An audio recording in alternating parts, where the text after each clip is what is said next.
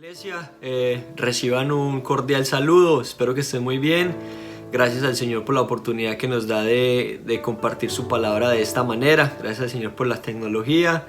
Espero que estén muy bien en medio de toda esta situación, confiando en el Señor. Y bueno, sabemos que todo esto es para su gloria, la edificación de su iglesia y para que otras personas también que no lo conocen puedan conocer también a nuestro Señor.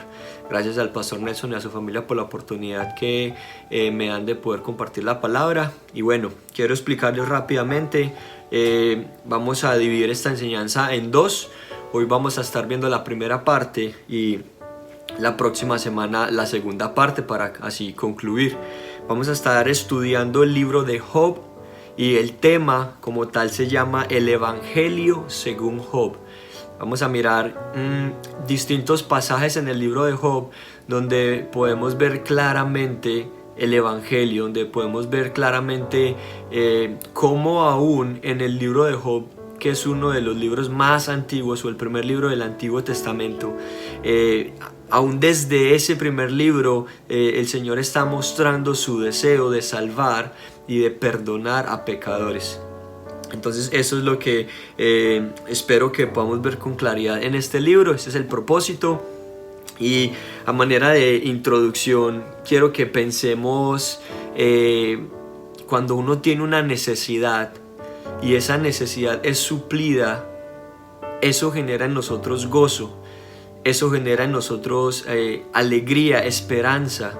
Y piense en algún momento que usted ha tenido alguna necesidad, digamos económica, pagar la renta, pagar servicios, y no contaba con el dinero en ese momento y de manera milagrosa vino esa provisión y eso produce gozo en uno. Y pensaba que si eso produce gozo en uno, ¿cuánto más gozo deberíamos tener al pensar en que teníamos una deuda impagable con nuestro santo Dios y nada en nosotros, no teníamos recursos, no teníamos manera, no teníamos absolutamente nada en nosotros que pudiera suplir o pagar o ni siquiera abonar a esa deuda impagable con el santo Dios por nuestro pecado? Y pensar en que Jesucristo se convirtió en la ofrenda por nuestro pecado, que el Señor Jesucristo fue a la cruz por nuestro pecado, que Él tomó nuestro pecado, que Él tomó la copa de la ira de Dios por nosotros para darnos vida, para hacernos coherederos con Él, para salvarnos de la ira de Dios. Cuando pensamos en eso, eso produce muchísimo más gozo en nosotros, gozo que anima para obedecer al Señor, gozo que anima para vivir en santidad, gozo que anima para servir y conocer más a nuestro Señor. Así que es sorprendente que cada libro de la Biblia nos muestra eso, el pecado del hombre y la necesidad del hombre de ser reconciliado con Dios. Y bueno, hablando como tal del libro de Job, es un libro que tiene una estructura bastante interesante. Los primeros 2 capítulos narra la escena y nos va transportando, dejando las bases para el libro como tal. Y por ejemplo, el capítulo 1 y 2, como les decía, nos va transportando. Primero vemos a Job, la descripción de quién era Job. Luego vemos que la escena se transporta al cielo, donde aparece Dios, los ángeles, aparece Satanás. Y es así, luego se transporta a la tierra, luego nuevamente al cielo, y desde el capítulo 3 hasta el capítulo 37 vemos a Job y a sus amigos. Entonces vemos cómo los amigos acusan a Job o le hacen preguntas con respecto a su justicia, y vemos que Job responde, luego otro amigo viene y vuelve y le acusa, y ese es como el ciclo que se repite ahí en medio de toda esa poesía hebrea que podemos ver. Y en el capítulo 38 al 41 vemos a Dios hablando desde el torbellino. Y sabemos que toda la palabra, toda la Biblia es palabra de Dios, toda la Biblia es inspirada por Dios. Pero me parece sorprendente que en el libro de Job, capítulos 38 al 41, es un discurso directo de Dios. Y si mal no recuerdo, en toda la escritura es el discurso más amplio y más extenso que tenemos directo de Dios. Dios está allí hablando y es emocionante, es enriquecedor cómo en esos capítulos podemos ver la soberanía de Dios, la supremacía de Dios, el cuidado, el control que Dios tiene sobre todo en la creación. Es hermosísimo ver ese testimonio mismo de Dios, de cómo Él es soberano y supremo. Y luego en el capítulo 42 vemos cómo concluye la historia, vemos esa restauración de Job y el testimonio nuevamente de Job al final, o lo que Dios dice de Job, como lo dice en el capítulo 1. Y este es un libro muy interesante. En Santiago, capítulo 5, Santiago menciona también al libro de Job, lo dice allí como tal, que tenemos por bienaventurados a los que sufren, y habéis oído de la paciencia de Job. Y hay varios textos como tal en la escritura que podríamos pensar que tienen una influencia como tal del libro de Job. De hecho, uno de los pasajes más conocidos en Proverbios, cuando pensamos en el principio de la sabiduría, es el temor al Señor.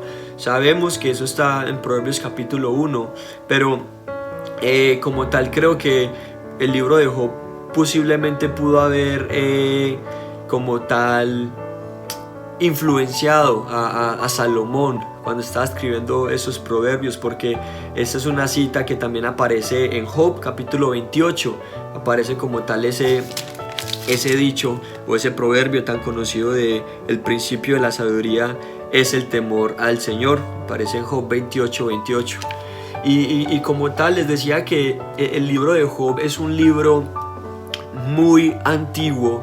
Entendemos que como están constituidas nuestras Biblias, el primer libro es Génesis, y entendemos que esos primeros 5 libros de la Biblia, desde Génesis hasta Deuteronomio, fueron escritos por Moisés. Pero la vida o la historia de Job es una historia o una vida que data de muchísimo antes de tiempos de Moisés, ¿cierto? Digámoslo así, que los eruditos y los estudiosos datan que Job vivió aproximadamente en el mismo tiempo de Abraham. Entonces, pensándolo de esa manera, Job es el libro más antiguo de la Biblia, ¿cierto? Es uno de los libros más antiguos. Y me causa muchísima impresión pensar en que en lo que podría ser la introducción a la Biblia, ¿no? El libro de Job, el personaje más antiguo que aparece en la escritura como tal, ¿cierto? Aparte de Adán, aún desde este primer libro el Señor está mostrando su misericordia, su gracia, su deseo para salvar. El libro de Job trata de muchos temas que nosotros conocemos, ¿cierto? Y que a veces de pronto creemos que solo pertenece al Nuevo Testamento o algo. Desde el capítulo 1 del libro de Job nos está hablando de la soberanía de Dios. Por ejemplo, en el capítulo 9, versículo 32, hay una pregunta de cómo puede ser el hombre justo delante de Dios. También este libro nos habla de la misericordia de Dios. Job capítulo 11, versículo 6. Él te declarará los secretos de la sabiduría, que son de doble valor que las riquezas. Conocerías entonces que Dios te ha castigado menos de lo que tu iniquidad merece. Y eso es misericordia, ¿no? Que el Señor no derrame toda su ira o todo su castigo por causa del pecado. Habla de purificación, habla de justificación, la eternidad de Dios como tal también la muestra, de arrepentimiento. Así que este libro de Job es un libro maravilloso que fue inspirado por el Espíritu Santo, y cada palabra que hay en este libro fue inspirada y registrada allí para nuestra santificación y para nuestro crecimiento como cristianos. Así que vamos a entrar en materia como tal, y quiero que recordemos esto. Vamos a ver 4 declaraciones en el libro de Job que nos mostrarán la necesidad del Evangelio. 4 declaraciones en este libro que te van a mostrar a ti la necesidad que tenemos del Evangelio. Job nos mostrará 4 necesidades suplidas por nuestro Señor Jesucristo, que nos llenarán de gratitud. Necesitamos perdón, necesitamos un mediador, necesitamos resurrección y necesitamos como tal la glorificación. Esos son los 4 puntos y vamos a empezar con el primero. Tiene que ver con el pecado del hombre y la necesidad del perdón. Eso lo encontramos como tal en Job capítulo 7, así que por favor diríjase allí. Job capítulo 7 y vamos a leer los últimos versículos 20 y 21. Dice así la palabra del Señor: si he pecado, ¿qué puedo hacerte a ti, oh guarda de los hombres? ¿Por qué me pones por blanco tuyo hasta convertirme en una carga para mí mismo? ¿Y por qué no quitas mi rebelión y perdonas mi iniquidad? Porque ahora dormiré en el polvo, y si me buscares de mañana, ya no existiré. Vamos a orar al Señor para que su Espíritu nos guíe y nos ayude a comprender esta palabra como tal. Padre, te damos gracias por la vida, gracias por tu misericordia, Señor. Cada mañana son nuevas tus misericordias. Gracias por tu palabra. Gracias, Padre, por Cristo. Gracias por nuestras familias, Señor. Como dice tu palabra, esa es tu voluntad para nosotros, que seamos agradecidos, Señor. Enséñanos, ayúdanos a ser agradecidos en todo tiempo, Señor, independientemente de lo que podamos estar viviendo. Oramos, Padre, para que sea tu Espíritu guiándonos. Tenemos el deseo de conocerte mejor, de conocerte más, de amarte más, de ser como tú, de ser santos, de obedecer tu palabra, de aplicar tus verdades a nuestras vidas para tu gloria y nuestro crecimiento, Señor. Así que te pido que seas tú guiándonos, Señor, y abre nuestro corazón, abre nuestro entendimiento para que podamos entender tu palabra, Señor. Gracias por tu palabra, gracias por tu Espíritu. Oramos, Padre, en el nombre de Jesús. Amén. Bien, aquí vemos esta primera declaración o necesidad de Job como tal, y es la necesidad de el perdón. Y aquí nos preguntamos, ¿necesitamos ser perdonados de qué? Bien, la respuesta la sabemos: de nuestro pecado. Es interesante porque, como les decía, desde el capítulo 3 en adelante empieza este ciclo de conversaciones entre Job y sus amigos. En el capítulo 3 Job empieza, y ese pasaje es muy conocido, donde él maldice el día en el que nació y empieza a abrir su boca en amargura, en tristeza, a contar lo que está viviendo. Y aquí en el capítulo 6, sabemos que luego de que Job habla, uno de sus amigos le habla y le empieza a reconvenir, le empieza a decir allí que considere la situación, mire lo que está viviendo. Y en el capítulo 6 Job habla en contra de este amigo, y es bien interesante porque en el versículo 8 dice: ¿quién me diera que viniese mi petición y que me otorgase Dios lo que anhelo? Allí en este capítulo 6 Job argumenta en contra de sus amigos, pero en el 7 Job empieza a dirigir su argumento hacia Dios. Y me gusta mucho esa parte final donde dice si he pecado. Es como de que sabemos que en el capítulo 1 la Biblia nos dice que Job era un hombre perfecto, recto, temeroso de Dios y apartado del mal. Y Job confiaba en Dios, Job creía en Dios. Y tanto así que la Biblia nos dice que él presentaba sacrificios para santificar a sus hijos por si acaso ellos habían pecado en contra de Dios. O sea, era un hombre que tenía su hogar en sujeción, un hombre que temía, que amaba a Dios. Y sabemos que le empiezan a venir este tipo de calamidades, empieza a perder sus riquezas, porque la Biblia también nos dice que era un hombre tremendamente rico, con abundancia. Habla de las yuntas de bueyes, los camellos, los rebaños, y la Biblia nos muestra cómo él empieza a perder todo esto. Y la discusión allí, lo que es la tensión detrás de todo esto, es de que Satanás se presenta, es traído delante de la corte celestial. El mismo Dios le pregunta: ¿no has considerado a mi siervo Job? Y lo que Satanás dice es de que Job es justo y es íntegro delante de Dios porque Dios le ha bendecido. Y la propuesta allí es de que si Job no tuviera lo que tiene, él maldeciría el nombre de Dios. Pero Dios conoce a Job y Dios sabe que Job teme a Dios no por lo que tiene, sino por quien Dios es. Así que este libro nos muestra el sufrimiento de los justos y la respuesta de los justos frente al sufrimiento. Entonces ahí es donde la escena se traslada a la tierra. Job empieza a perder todo, sus riquezas, su hacienda, sus hijos, y él retiene su integridad porque la Biblia dice que en todo esto no pecó Job. Luego lo que pasa allí es de que van a un punto, digámoslo así, más profundo de este sufrimiento, y es donde Satanás, o Dios permite que Satanás toque la salud de Job. Y es donde Satanás también dice que si él no tuviera esa salud, empezaría a maldecir el nombre de Dios. Y finalmente esto es lo que pasa, empieza un brote en su piel, huele feo, con una picazón todo el tiempo. De hecho, hasta su misma esposa le dice allí: aún retienes tu integridad, maldice a tu Dios y muérete. Job dice: hemos recibido de Dios el bien, no recibiremos el mal. Él dio, Él quitó, sea su nombre bendito. Que eso lo vemos ahí en Job 1:21. Y también lo vemos ahí al final en el capítulo 2. Llegan sus amigos y empieza como tal toda esta discusión.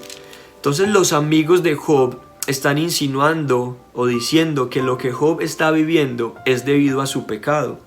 Pero Job constantemente está hablando y diciendo: yo soy íntegro, yo soy justo, porque estoy viviendo esto. Y esa es como la discusión. Aquí es interesante porque lo que les decía en Job 7:21 nos muestra la escritura la necesidad del perdón y también de reconocer nuestro pecado. Como tal, Job no negaba que había pecado. Él tenía plena conciencia de que era un pecador. Eso lo vemos en el capítulo 1, donde él ofrecía sacrificios para ser perdonado como tal. Y sin embargo, cuando Job hablaba, Job pensaba o decía que sus pecados no eran tan grandes o tan graves para merecer lo que estaba viviendo.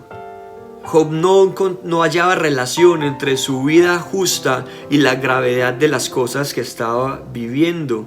Entendía que era un pecador, pero no podía él armonizar la gravedad de las cosas que le sucedían con sus pecados, porque él consideraba que no eran tan graves como tal. Él no creía que mereciera ese trato tan doloroso. Es interesante notar que en el capítulo 6, versículo 4 dice la palabra: oh, que pesasen justamente mi queja y mi tormento, y se alzasen igualmente en balanza. Ese es el versículo 2. Y el 4 dice: porque las saetas del Todopoderoso están en mí, cuyo veneno bebe mi espíritu, y terrores de Dios me combaten.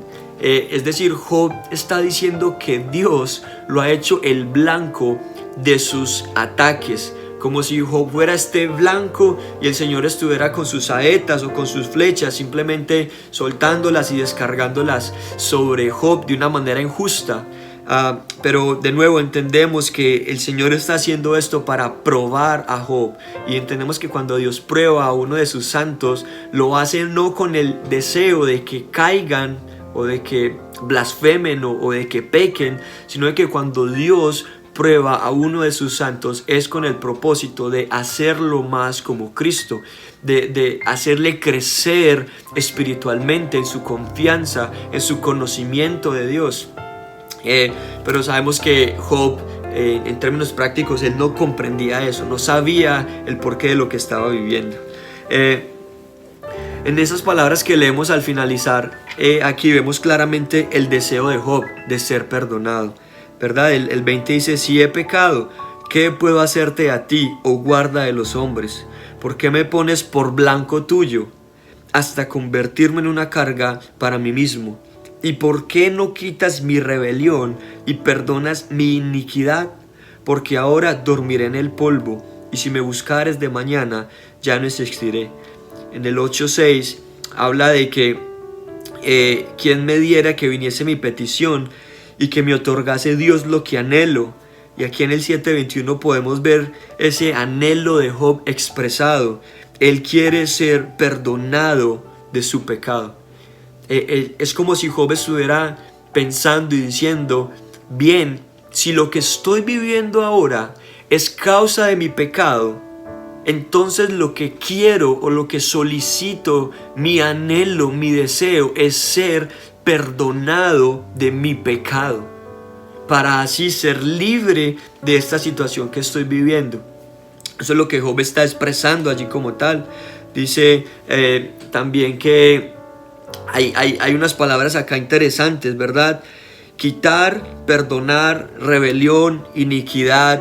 Es como el mismo lenguaje allí que tenemos, que vemos en el Antiguo Testamento para perdón de pecados como tal. De hecho, estas palabras que vemos aquí se usan en otros libros de la Escritura para hablar o en el contexto del perdón de pecados, el perdón que el Señor hace de nuestros pecados. Por ejemplo, esa palabra perdonar que vemos ahí donde Job pide: y perdonas mi iniquidad. Esa palabra perdonar es la misma que encontramos en Isaías 53:4. Es la misma, digámoslo así, como raíz, o tiene la misma connotación de Isaías 53:4. Dice: ciertamente llevó él nuestras enfermedades y sufrió nuestros dolores, y nosotros le tuvimos por azotado, por herido de Dios y abatido. Esa palabra perdonar tiene la idea de levantar, de soportar, de llevar, de tomar. Y aquí el texto de Isaías 53:4, donde habla de la obra de nuestro Señor Jesucristo, habla de que Él llevó nuestras enfermedades, sufrió nuestros dolores. Y también el versículo 12 de este capítulo nos dice: por tanto, yo le daré parte con los grandes, y con los fuertes repartirá despojos. Por cuanto derramó su vida hasta la muerte y fue contado con los pecadores, habiendo él llevado el pecado de muchos y orado por los transgresores. Así que esto que vemos aquí, que Job está pidiendo perdón de pecados, que el Señor quite su rebelión, tiene esa connotación. Ahora, la pregunta aquí es que o sabemos que todo ser humano está en pecado. Eso nos lo dice Romanos 3, ¿cierto? Romanos capítulo 3, versículos 10 y 23. No hay justo ni aun uno, todos han pecado, están destituidos, apartados, separados de la gloria de Dios. Y la pregunta aquí es: ¿cómo puede el hombre acceder a ese perdón? Sabemos que hay perdón por parte de Dios, pero la pregunta es: ¿cómo puede el hombre acceder a ese perdón de Dios? Si el hombre es un pecador y como dice de nuevo Romanos, ¿cierto? Como dice también Eclesiastés, Dios hizo al hombre bueno, recto, pero ellos buscaron muchas perversiones. O sea, la escritura es tajante y la escritura es clara en cuanto a la condición de un hombre o de un ser humano sin Dios. El ser humano sin Dios está totalmente depravado. El ser humano sin Dios está totalmente perdido. Y eso lo vemos. El ser humano manifiesta su maldad, su orgullo, su ambición, su lascivia, su deseo de hacer el mal, de ir en contra de la ley de Dios, de ir en contra de la santidad de Dios. Y es de que tienes eso en mente, la perversidad y la maldad del hombre, y tienes a un Dios santo. Pero sabemos que hay perdón. La pregunta es: ¿cómo accede este hombre depravado, este hombre en pecado, a ese perdón o a estar en una relación de paz con este Dios que es santo, que ni siquiera una mancha de pecado puede estar delante de él, porque su misma gloria de la santidad lo consumiría en ese momento? Es de que, ¿cómo podemos reconciliar esta humanidad perdida con este Dios totalmente santo? ¿Puede el hombre justificarse por sus propios medios? ¿Puede el hombre justificarse con ofrendas, con buenas obras? ¿Puede el hombre presentarse justo, santo, delante de Dios por una vida perfecta, su propia vida? Entendemos que eso no es así y que el hombre necesita ayuda para justificarse delante de Dios. Y esa necesidad del perdón nos lleva a nuestro segundo punto, y es la necesidad de un intermediario entre Dios y el ser humano. Y eso lo podemos ver en Job capítulo 9. Job capítulo 9. Aquí vemos como tal esa necesidad de un intermediario, de un intercesor entre Dios y el ser humano. Vamos a leer versículos 32 y 33, Job capítulo 9. Dice: porque no es hombre como yo, para que yo le responda, y vengamos juntamente a juicio. No hay entre nosotros árbitro que ponga su mano sobre nosotros dos. Este pasaje es interesantísimo también porque, como les decía aquí, Job se está hablando como tal a Dios, y vemos en varias partes del libro de Job que hay un deseo en Job, y es de tener una cita con Dios, es de tener una conversación con Dios. Eso lo vemos en varias partes del libro como tal. De hecho, aquí mismo en el capítulo 9, el versículo 2, ¿verdad? Allí dice Job: ciertamente yo sé que es así, ¿y cómo se justificará el hombre con Dios? Luego el versículo 3 dice: si quisiere contender con él, no le podrá responder una cosa entre mil. Job tiene ese deseo de un encuentro con Dios, pero Job mismo sabe de que si eso llegara a suceder, de que si un mortal, un humano, tuviera una corte, una conversación con Dios, dice, no le podrá responder una cosa entre mil. Y vemos esto, ¿no? en el libro como tal. Y al final de este capítulo, Job regresa a ese mismo deseo, de esa conversación, de ese diálogo que él anhela tener con Dios. Es como de que, o sea, Job está hablando con sus amigos no están siendo de mucha ayuda como tal, porque solamente le están acusando, solamente le están allí hablando: confiesa cuál es tu pecado, qué has hecho. Lo acusan de muchísimas cosas, de inmoralidad sexual, acusan mucho, o más bien tratan de hacerle preguntas a Job para que Job como que recapacite y diga: no, mira, sí, esto fue lo que hice. Pero Job dice como que mis amigos no están siendo de mucha ayuda, quiero hablar directamente con Dios. Dios es quien verdaderamente conoce mi condición, sabe mi causa, sabe por qué estoy viviendo esto, Él sabe mi rectitud, mi justicia.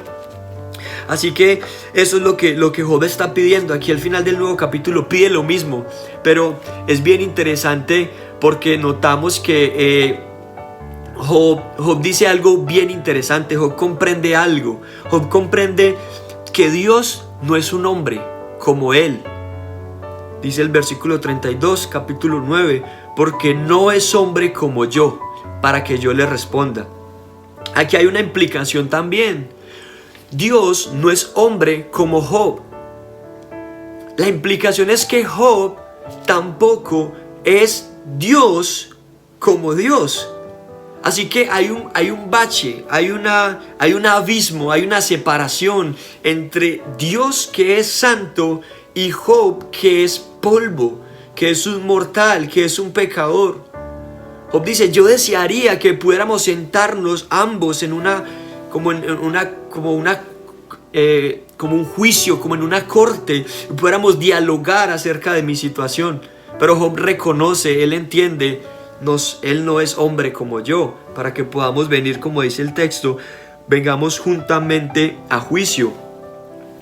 Así que la idea, la pregunta es: si solamente hubiera alguien que pudiera ser en función de abogado, que pudiera ser en función de intercesor, de intermediario entre Dios y mi persona, Es lo que está en el pensamiento de Job.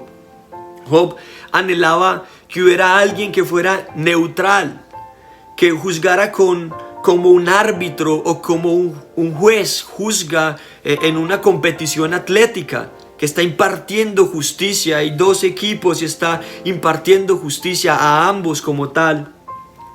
Esa petición es interesante porque Job no está pidiendo algo. Job está pidiendo a alguien. Job está pidiendo a una persona. Job anhela desesperadamente a alguien, un intermediario entre Dios y él.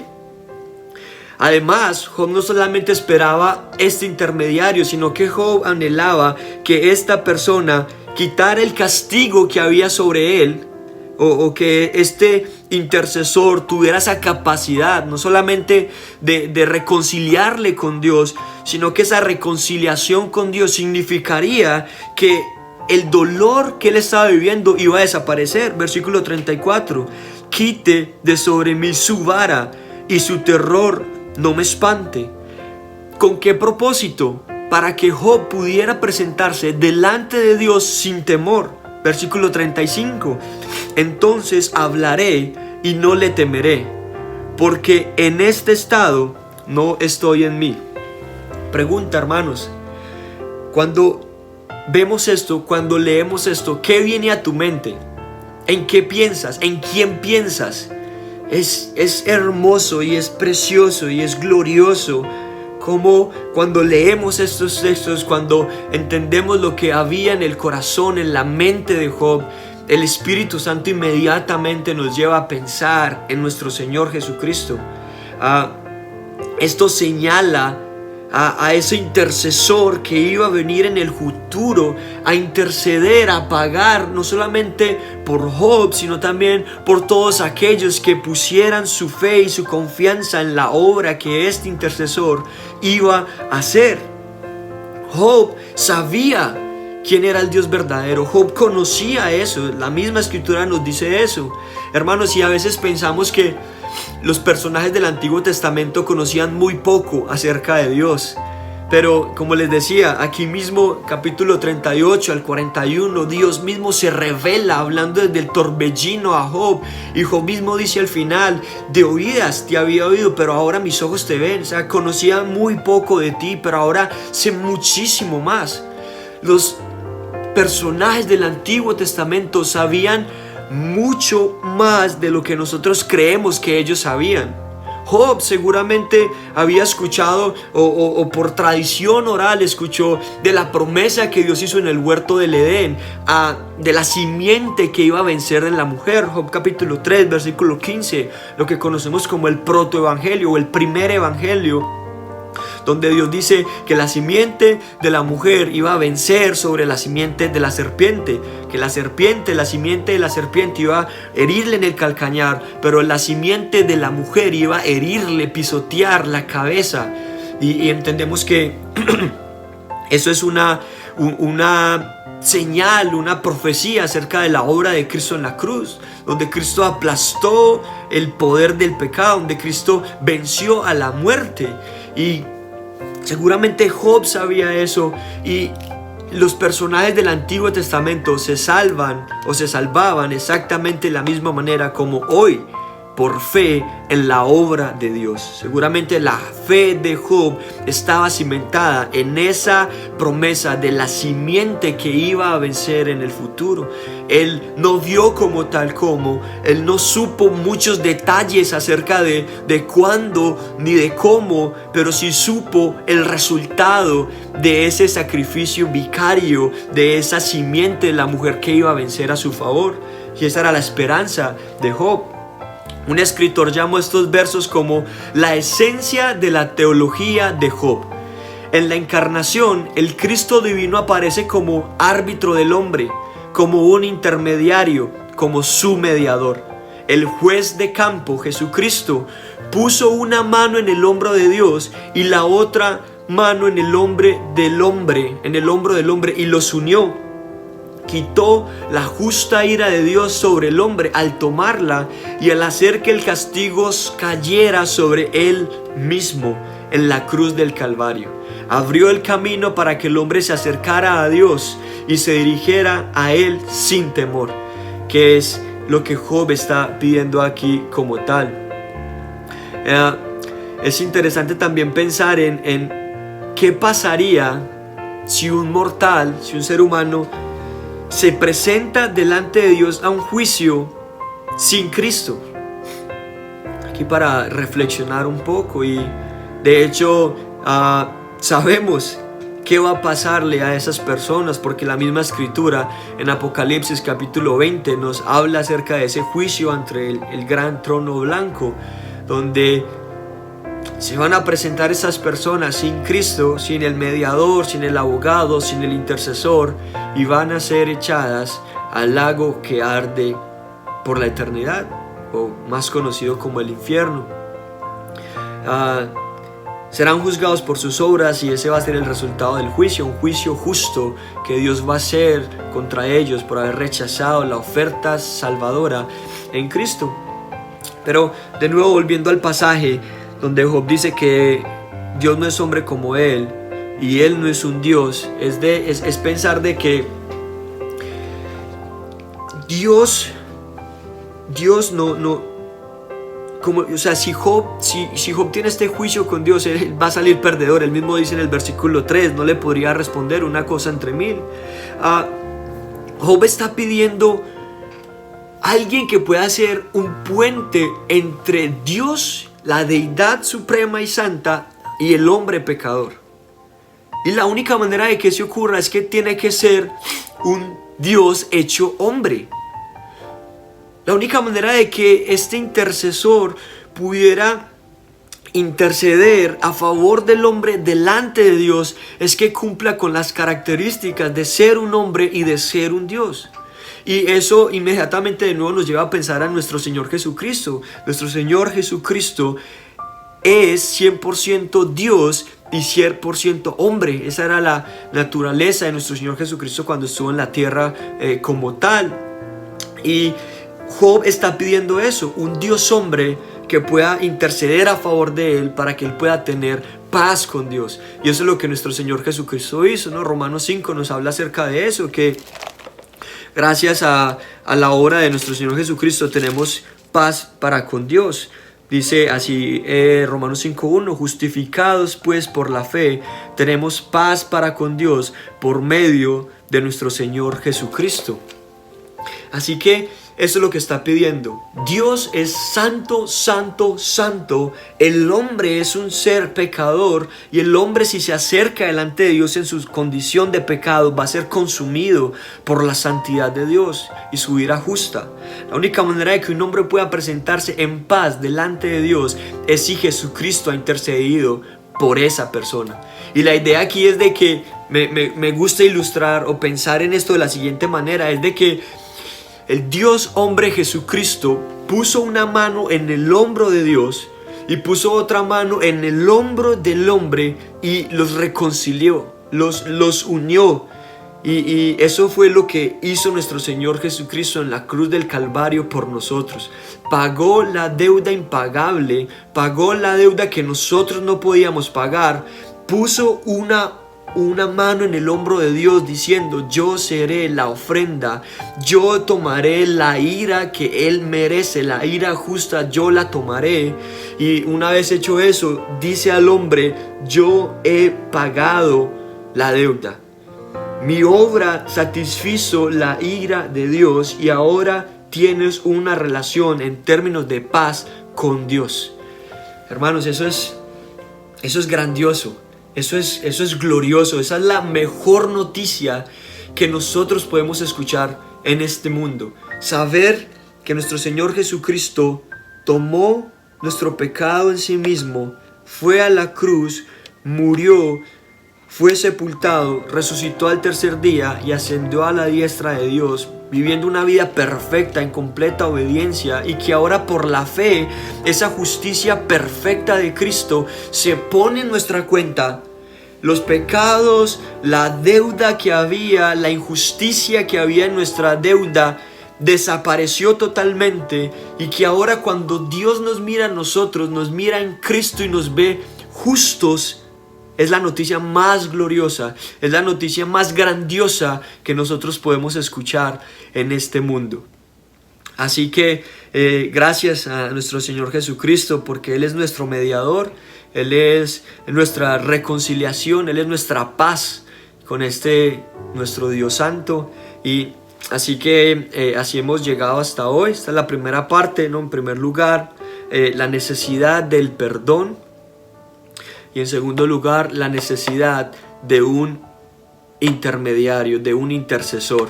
Y hay varios pasajes en el Nuevo Testamento que apuntan que eso es Jesucristo. Hechos 4:12, en ningún otro hay salvación, no hay otro nombre dado a los hombres en el cual podamos ser salvos. Y 1 Timoteo 2:5 también, porque hay un solo Dios y un solo mediador entre Dios y los hombres, y ese mediador es nuestro Señor Jesucristo.